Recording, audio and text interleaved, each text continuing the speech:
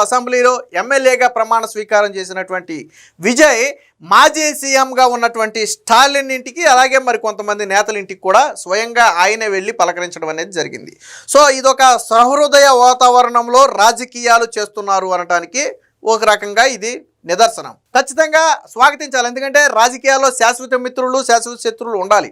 ఆ ఎన్నికల వాడికే ఆ వేడు ఉంటుంది తప్ప ఎన్నికలు అయిపోయిన తర్వాత మళ్ళీ గెలిచిన వాళ్ళు రాష్ట్ర అభివృద్ధి కోసం కృషి చేయాలి, ఓడిపోయిన వాళ్ళు చేస్తున్నటువంటి తప్పొప్పులను ఎత్తి చూపించాలి. ఇది రాజకీయాల్లో ఎప్పుడూ ఉండాలి. సో ఇది పాపం నిన్న వైసీపీ వాళ్ళకి గిల్లినట్టుంది. ఎందుకనంటే జగన్మోహన్ రెడ్డిని ఇంటికి వెళ్ళి పరామర్శించలేదు, లేదా జగన్మోహన్ రెడ్డిని ఇంటికి వెళ్ళి పలకరించలేదనే ఒక బాధ వైసీపీ నాయకులు కార్యకర్తల్లో ఉంది. వాస్తవానికి నిజంగా జగన్మోహన్ రెడ్డి అలాంటి రాజకీయాలు చేశాడా? ఒకసారి మీరు గుండెల మీద చేసుకుని ఆలోచించండి.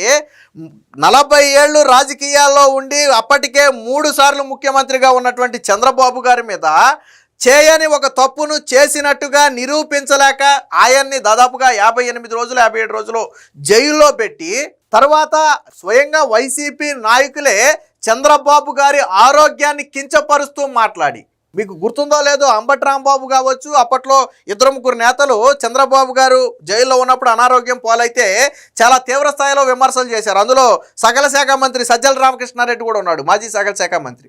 వీళ్ళందరూ అత్యంత నీచమైన దారుణమైన వ్యాఖ్యలు చేయడమే కాకుండా సాక్షిలో ఇష్టం వచ్చిన కథనాలు రాసుకున్నారు. మీరు మర్చిపోయినట్టున్నారు చరిత్ర. మీరు చంద్రబాబు గారిని అంత అవమానించారు. సరే, అయినప్పటికీ కూడా చంద్రబాబు గారు ముఖ్యమంత్రిగా గెలిచినప్పుడు ఏం చేయాలి, జగన్మోహన్ రెడ్డి ఓడిపోయినప్పుడు ఏం చేయాలి? బేసిక్గా జగన్మోహన్ రెడ్డి అనే వ్యక్తి ఏం చేయాలి? ప్రజా తీర్పుని మేము శిరసావహిస్తున్నాం, ఖచ్చితంగా బలంగా ప్రజల పక్షాన పోరాడతామని చెప్పాలి. కానీ జగన్ ఆ మాట చెప్పాడా?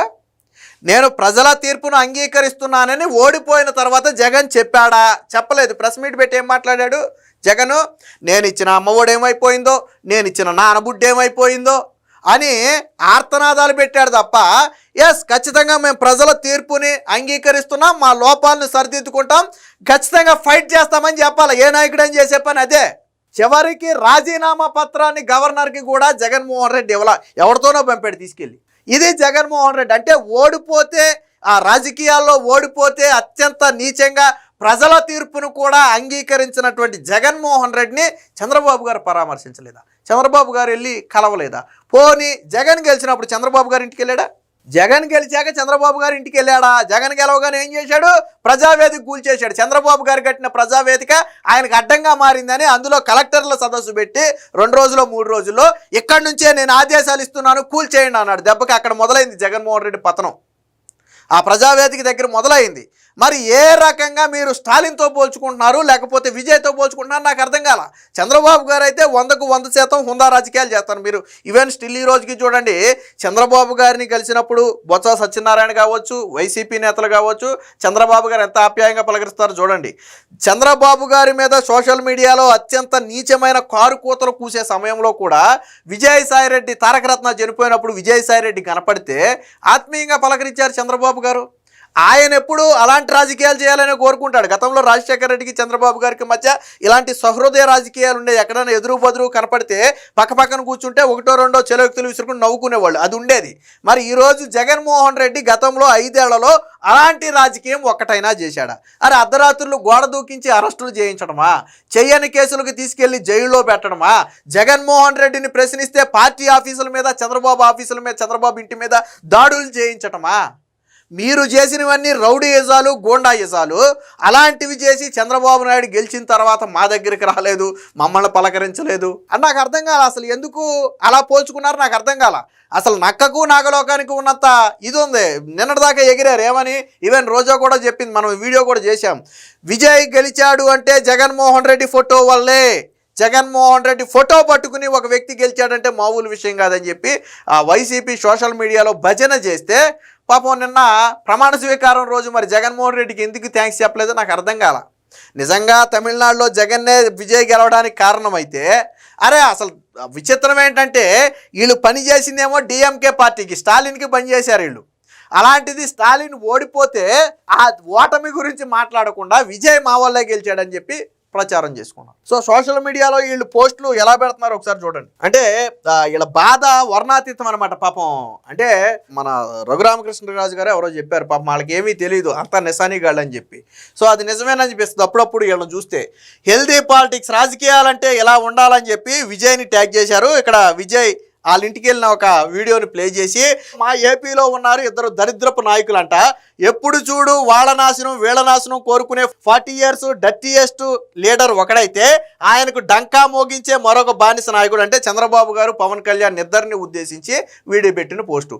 ఇక్కడ ఇంకొకటి ఏంటంటే జగన్మోహన్ రెడ్డిని కలవాలంటే కనీసం ఆయన ఆంధ్రప్రదేశ్లో ఉండాలి. అక్కడ స్టాలిన్ తమిళనాడులో ఓడిపోతే సొంత రాష్ట్రంలోనే ఉన్నాడు, సొంత ఇంట్లోనే ఉన్నాడు కాబట్టి విజయ్ వెళ్ళి కలిసి వచ్చాడు. మరి జగన్మోహన్ రెడ్డిని కలవాలంటే బెంగళూరు ప్యాలెస్కి వెళ్ళి కలవాలి, చంద్రబాబు గారు పక్క రాష్ట్రం వెళ్ళి కలవాలా. ఆంధ్రప్రదేశ్లో ఒక లీడర్ని చంద్రబాబు గారు కలవాలంటే పక్క రాష్ట్రం వెళ్ళి కలవాలా. స్టిల్ ఈరోజు మనం వీడియో చేసుకునే సమయానికి కూడా జగన్ బెంగళూరులోనే ఉన్నాడు. అంటే ఓడిపోగానే కనీసం వారం రోజుల పాటు ఉండకుండా అసలు ఎక్కడ లోపం జరిగిందో. సాధారణంగా పార్టీ ఓడిపోతే జరిగే ఫస్ట్ పని ఏంటంటే ఫస్ట్ ఒక 4-5 రోజులు గ్యాప్ తీసుకున్నప్పటికీ కూడా ఆ తరువాత వెంటనే చర్యలు చేపడతారు. ఏంటని, మనం ఎక్కడ దెబ్బతిన్నాము, ఏ ఓట్లు దెబ్బతిన్నాము, మనకి ఎంత ఓటు షేర్ వచ్చింది, ఏ ఏ ప్రాంతాల్లో దెబ్బతిన్నాము, గతానికి ఇప్పుడుకి వచ్చినటువంటి మార్పు ఏంటి, ఇలాంటివన్నీ కూడా విశ్లేషించుకుని ఆ లోపాలను సరిదిద్దే ప్రయత్నాలు చేస్తారు సాధారణంగా. కానీ జగన్ మాత్రం ఓడిపోయిన మర్నాడే, ఈరోజు ఎన్నికల్లో ఓడిపోయాడు, సాయంత్రం ప్రెస్ మీట్ పెట్టాడు, మర్నాడే జంప్. ఎక్కడికి జంపు? బెంగళూరు జంపు. నిజంగా చంద్రబాబు గారు ఇంటికి వెళ్ళి కలవాలి అనుకున్నా జగన్ ఎక్కడ ఉంటాడు? బెంగళూరులో ఉంటాడు. అంటే చంద్రబాబు గారు బెంగళూరు వెళ్ళి జగన్మోహన్ రెడ్డిని కలిసి రావాలా. ఎందుకంటే మన రాష్ట్రంలో ఈయన లేడు కదా, ఈరోజు ఇప్పుడు మనం వీడియో చేసుకునే టయానికి కూడా లేడు కదా. పోనీ ఈళ్ళ నాయకుడు జగన్మోహన్ రెడ్డి కనుక గెలిచినప్పుడు చంద్రబాబు గారినో పవన్ కళ్యాణ్నో కలిసి ఉండుంటే, ఆప్యాయంగా పలకరించి వాళ్ళకు సాలువ కప్పు ఉండుంటే, అరే ఆ నాయకుడు చేశాడు కదా, ఈ నాయకుడు కూడా చేస్తే బాగుండు అని మనం అనుకుందాం. అరే మీరు పవన్ కళ్యాణ్ హోటల్లో, వైజాగ్లోని హోటల్లో ఉంటే ఆయన్ని గదిలో నుంచి బయటికి రానివ్వరా? చంద్రబాబు గారు యాత్ర చేస్తుంటే ఆయన్ని యాత్ర చేయకుండా అడ్డుకుంటే ఆయన ఈస్ట్ గోదావరిలో కాలినడకని వెళ్ళాడా? నారా లోకేష్ గారు ఏం యువగళం పాదయాత్ర చేసేటప్పుడు ఆయన నిలబడే స్టూలు, ఆయన మాట్లాడే మైకులు, ఆయన యువగళం వాహనాలు లాక్కుంటారా? మీరు చేసినవేమో నిత్యం నీచమైన పనులా? స్టాలిన్ ఏమి విజయ్ని ఇబ్బంది పెట్టలేదే. విజయ్ మీద విమర్శలు వచ్చినప్పుడు ఎప్పుడు స్టాలిన్ దాన్ని రాజకీయాలు ఉపయోగించుకోవాలా. విజయ్ మీద వ్యక్తిగత విమర్శలు, భార్య గురించి విభేదాలు వచ్చినప్పుడు స్టాలిన్ దాన్ని రాజకీయంగా ఎప్పుడు వాడుకోవాలా. ఈవెన్ మొన్న కూడా గవర్నర్ దగ్గర విజయ్ ఇబ్బంది పడుతుంటే స్టాలిన్ ఏం చెప్పాడు? ముఖ్యమంత్రిగా విజయ్ అర్హుడు, ప్రజలు ఆయన్ని కోరుకున్నారు కాబట్టి గవర్నర్ సహకరించాలని చెప్పి గవర్నర్కే సలహా ఇచ్చాడు తప్ప కుళ్ళు రాజకీయాలు, కుట్ర రాజకీయాలు చేయాలని అనుకోలా. అలాంటి స్టాలిన్కి విజయ్కినో మీకు నక్కకి నాగలోకానికి ఉన్నంత తేడా ఉంది. ఇందులో మీరు ఏదైనా మంచి పని చేశారా? మీరు పవన్ కళ్యాణ్ పెళ్లిళ్ళ గురించి, పెళ్ళాల గురించి మాట్లాడలేదా? అలాగే చంద్రబాబు గారు సతీమణిని నిండు అసెంబ్లీలో మీరు అవమానించలేదా? సరే ఇన్ని చెప్పారు కదా, మీరు గెలిచిన తర్వాత హుందాగా రాజకీయాలు చేయాలని. సొంత మేనల్లుడి పెళ్లికి జగన్మోహన్ రెడ్డి వెళ్ళాడా? స్వయంగా షర్మిల కొడుకు పెళ్లికి జగన్మోహన్ రెడ్డి వెళ్ళాడా నేను అడుగుతున్నా. ఎంగేజ్మెంట్ కార్యక్రమానికి వెళ్ళి 30 సెకండ్లో, 40 సెకండ్లో, 60 సెకండ్లో నిలబడి, నిమిషం కంటే తక్కువ సమయమే, 1 నిమిషం కంటే తక్కువ సమయమే నిలబడి ఒక ఫోటోకు ఫోజ్ ఇచ్చి వెళ్ళిపోయి తర్వాత తన మేనల్లుడు పక్క స్టేట్లో ఎక్కడో పెళ్లి చేసుకుంటుంటే వెళ్ళాడా జగన్మోహన్ రెడ్డి? నువ్వు సొంత కుటుంబానికి మీరు విలువ ఎవరో, మీ తల్లికి విలువ ఎవరో, చెల్లికి విలువ ఎవరో, మేనల్లుడు మేనగోళ్ళకి విలువ ఎవరో లెగిస్తే మీరు మాట్లాడేది అమ్మనా బూతులు. మీరు మళ్ళీ మాకు గౌరవించలేదు. మరి విజయ్ గురించి స్టాలిన్ ఎక్కడైనా చేశాడా? స్టాలిన్ కూడా అవకాశం వచ్చింది. విజయ్ వ్యక్తిగత వివాహ జీవితానికి సంబంధించి విభేదాలు వస్తే, ఆయన భార్య రోడ్డుకి ఎక్కితే స్టాలిన్ దాని గురించి ఒక్క మాట మాట్లాడాల. ఆ పార్టీ ఎక్కడ దాన్ని రాజకీయం చేయలే. అలాగే విజయ్ సభలో కొంతమంది చనిపోతే దాన్ని స్టాలిన్ ఎక్కడ రాజకీయం చేయాలా, కేసులు పెట్టి కక్షలు తీర్చుకోవాలా. స్టాలిన్ ఎక్కడ దాన్ని రాజకీయం చేయలే. చంద్రబాబు గారి కందుకూరు సభలో అనుకోకుండా జరిగినటువంటి తొక్కిసలాటం మృతి చెందితే చంద్రబాబు నాయుడు హంతకుడని మీ సాక్షిలో రాశారు. చంద్రబాబు నాయుడు హంతకుడని రాశారు. కానీ విజయ సభలో ప్రమాదవశాత్తు ఘటన జరిగితే ఎక్కడ రాజకీయం చేయలే. మరి మీరు ఎలారా స్టాలిన్తో పోల్చుకుంటారు? మీరు ఎలారా విజయ్తో పోల్చుకుంటారు? ఏ రాజకీయం చేశారు మీరు? స్టాలిన్ చేసిన రాజకీయం హుందాగా చేశాడు, ఎక్కడా ఇబ్బంది పెట్టాల. రాజకీయాన్ని రాజకీయంలాగా చేశాడు. గెలవచ్చు, ఓడిపోవచ్చు, అది వేరే విషయం. మొన్న కూడా గవర్నర్ విషయంలో స్టాలిన్ ఏమి కుట్రలు కుతంత్రాలు పన్నలా. ఎస్, విజయ్ అర్హుడు, విజయ్ని సీఎంగా నిలబెట్టాలన్నాడు. 6 నెలలు సమయం ఇస్తామని చెప్పాడు విజయ్కి. మేము అప్పుడే విమర్శలు కూడా చేయబోము, విజయ్ సెట్ అవ్వడానికి 6 నెలల సమయం ఇస్తామని చెప్పాడు. మరి మీరేం చేశారు? కుళ్ళు రాజకీయాలా, కుట్ర రాజకీయాలా, లెగిస్తే కుటుంబంలో ఆడవాళ్ళ మీద పడి ఆడవటమా, మార్పింగ్ ఫోటోలా, అమ్మనా బూతులా? మీరు చేసింది ఇదా? చంద్రబాబు నాయుడు గారు మిమ్మల్ని వచ్చి పలకరించలేదా? మరి జగన్ ఎందుకు వెళ్ళి పలకరించలా? అప్పటికే 3 సార్లు ముఖ్యమంత్రిగా చేసిన వ్యక్తి కదా చంద్రబాబు గారు.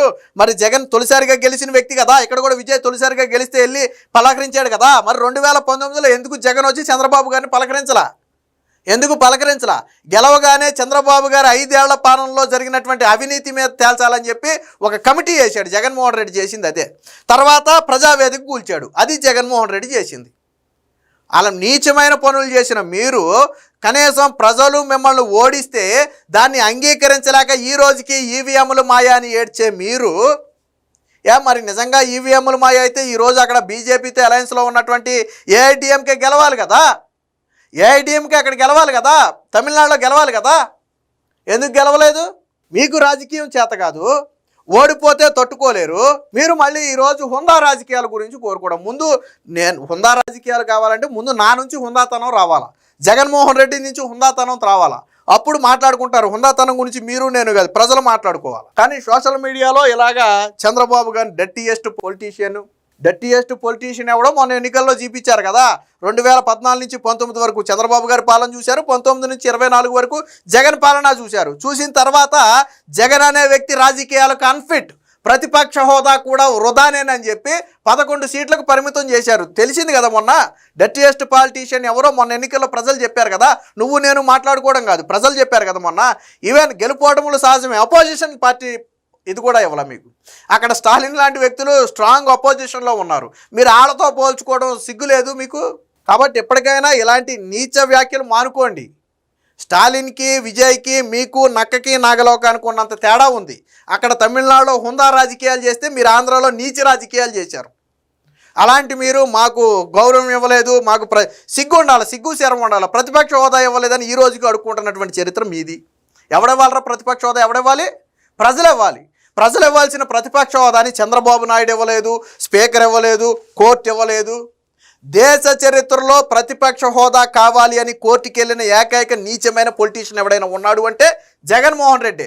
ఎవడైనా సరే ఓటమిని హుందాగా అంగీకరించాలా, తిరిగి లెగిసి కసిగా పోరాడాలా.